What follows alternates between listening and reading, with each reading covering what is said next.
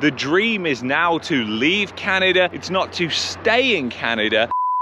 Canada's immigration disaster and housing bubble. So I am right now right by this new development here in Calgary. And you know what's really interesting is a lot of you guys who are from different countries, especially the United States, are probably looking at these houses that are behind me, and you're probably thinking, hold on a second, Luke, those houses look like they are really close together, and isn't Canada the second largest country in the world? So why are they building these houses so close together? And actually, that's an interesting question to ask, because it really comes back to what this housing bubble is actually about. And this housing bubble is actually more about land prices than it is these actual boxes that they build on the land. The thing is, people believe when they buy a home that it's all about the home, but actually it's all about the land. And you see that with how close together they are building these homes here.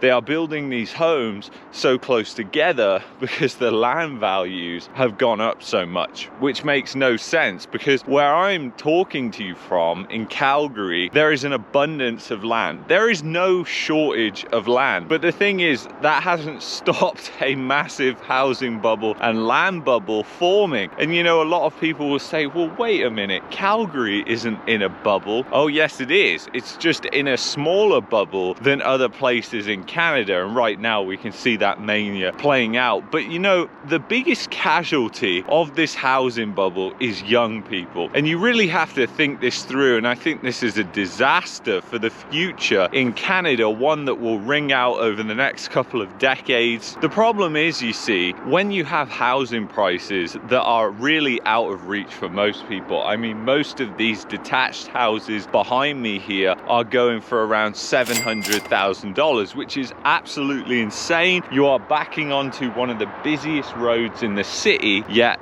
houses are going for $700,000, and some people in Canada have been numbed so much to high prices that they believe $700,000 is a great deal. And that is just how insane things have got in Canada. But the main casualty of the housing bubble is young people. Productivity is declining right now, despite the fact that we have insane amounts of immigration right now. So you would expect, with immigration as high as it is right now, with as many new people being added to Canada's population, that we would become a more productive economy. It makes sense, doesn't it? You've got more people coming into the economy, you become more productive, you make more things. But the fact is, over the past decade, especially under the Conservatives, the Liberals and the NDP, you have seen productivity consistently decline. And part of that has been to do with the housing bubble. The problem isn't that we can't build enough homes, it's that we haven't got enough people to build those homes. Construction laborers are really hard to find, but part of the reason that in Calgary they don't build homes out of stucco anymore, because they used to build homes out of stucco, it's very inexpensive, is because labor is so expensive and it's very difficult to find somebody to actually do the stucco. Stucco is kind of like an art. It's very cheap to do though, and we have a lot of the materials to make stucco here locally. So it's just another story of the bubble. You have to make these IKEA homes that are made out of flimsy vinyl. They've got barely any insulation. They are designed terribly for the climate here, which experiences like -40. Hello everyone. So today we are in -30, -40 right now, and I can't see where I'm going. My sunglasses have fogged up and that fog has frozen. Oh, it's getting worse now. I am completely covered up because you will get frostbite.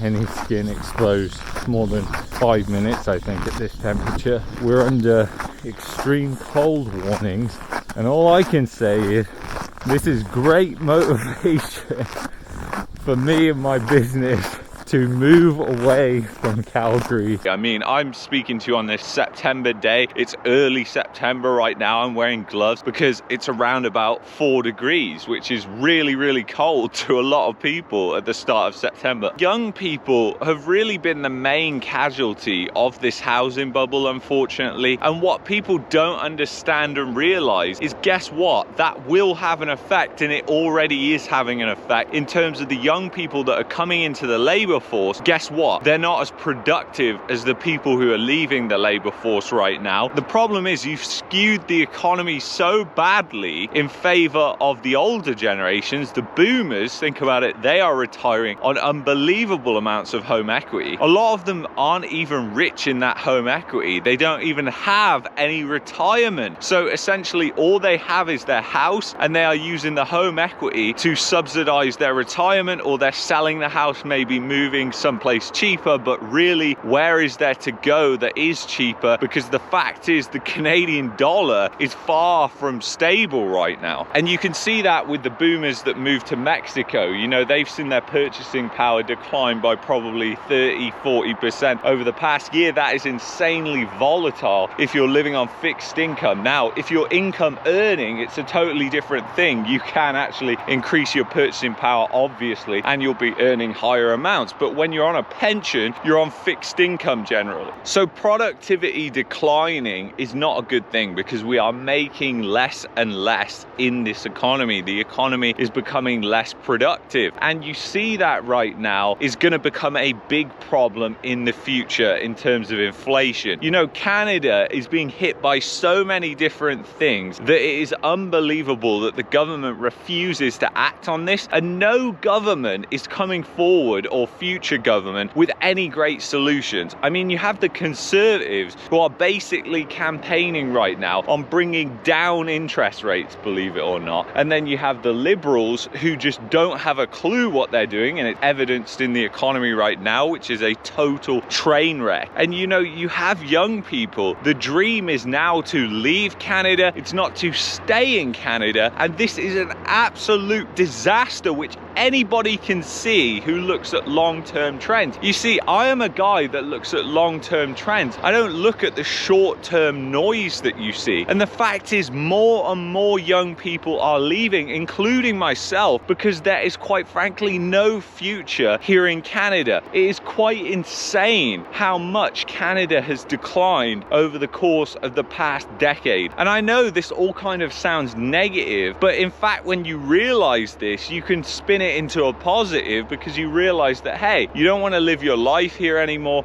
and you've got to move. And the thing is, I don't even feel comfortable reporting on things in Canada whilst living here at the moment, because as we know, the Canadian government is working hard to silence those who actually tell the truth, like myself. So I also know, part of the course of doing this YouTube channel as well, and continuing to do this YouTube channel, which I never thought would become as big as it has done, and it's all done this thanks to you guys, is leaving the country, because it's going to be safer for me to report on the things that go on outside of Canada and visit Canada instead of actually living here. But when it comes back to this housing bubble, it needs to burst, and that's the true fact of the matter. But I don't believe the government wants that to happen, or is going to allow that to happen. So they're going to do everything they can to possibly prop this up, and they really have done. If you think about it, since 2020, you had the mortgage deferrals in 2020 and 2021, and then in 2022 and 2023 you've had the negative amortization. So since 2020, when we had ultra low interest rates, people haven't been able to afford their home. They haven't been able to pay for their home. Foreclosures and default rates are at all-time lows right now, but that doesn't mean that distress isn't actually out there in the market. You see, these things are being hidden from us, which is distorting the market. It's holding back supply, and it's creating this false market. But here's the thing, guys, which is a good thing. At the end of the day, market forces are stronger than the central planners and the government. We've seen this so many times play out across different markets. So the fact is, you are going to see this bubble pop, and you are going to see the demise of it. People don't realize that this could happen over a long time. And not only that, it could actually be more to do with inflation adjusted price declines, so real price declines, rather than nominal price declines. So you could see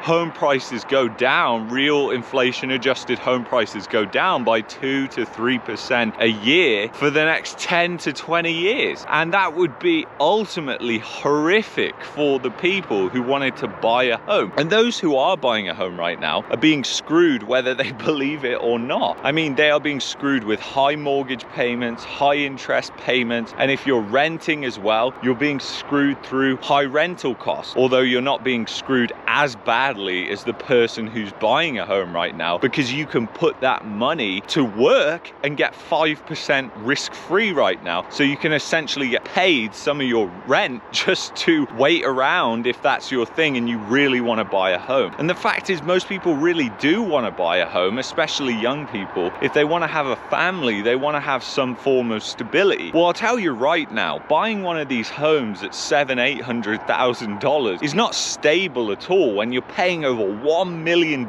when you consider all the interest. And if one of you loses a job, you are totally screwed, because the banks have dropped the lending standards down so much, guys, that guess what? People are screwed. They cannot afford these mortgages. We'll have to continue to see how this plays out. If you've enjoyed this video here, you might like this video here, you might like this playlist here. If you're looking for a VPN, go to expressvpn.com/marketmania. I will see you in the next one. Take care, guys. Bye-bye.